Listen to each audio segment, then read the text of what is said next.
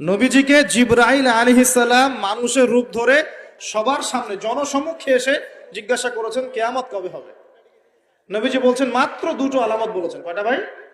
দুইটা। একটা হচ্ছে আনতালিদাল আমাতু রাব্বাতুহা, দেখবে যখন দাসী মনিবকে জন্ম দিচ্ছে। দাসী মনিবকে জন্ম দিচ্ছে মানে কি, সমাজের ন্যায় অন্যায়, হক বাতিল, হালাল হারাম, এই যে মানদণ্ড সব উল্টে যাবে। হালাল হবে হারাম, হারাম হবে হালাল, ন্যায় হবে অন্যায়, অন্যায় হবে ন্যায়, হক হবে বাতিল, বাতিল হবে হক, জায়েজ না জায়েজ, না জায়েজ জায়েজ। হ্যাঁ, মানুষ এই মানদণ্ড চেঞ্জ করে না এখন।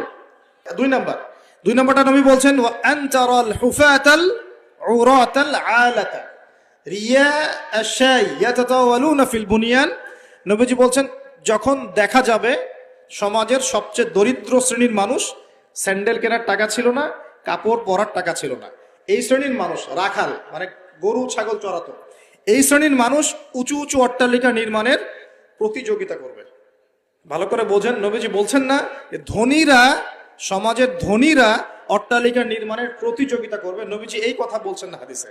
নবীজি বলছেন সবচেয়ে দরিদ্র শ্রেণীর মানুষ, রাখাল শ্রেণীর মানুষ, স্যান্ডেল নাই, গায়ে জামা নাই, এরা উঁচু উঁচু অট্টালিকা নির্মাণের প্রতিযোগিতা করবে। করছে কিনা? কিভাবে সম্ভব?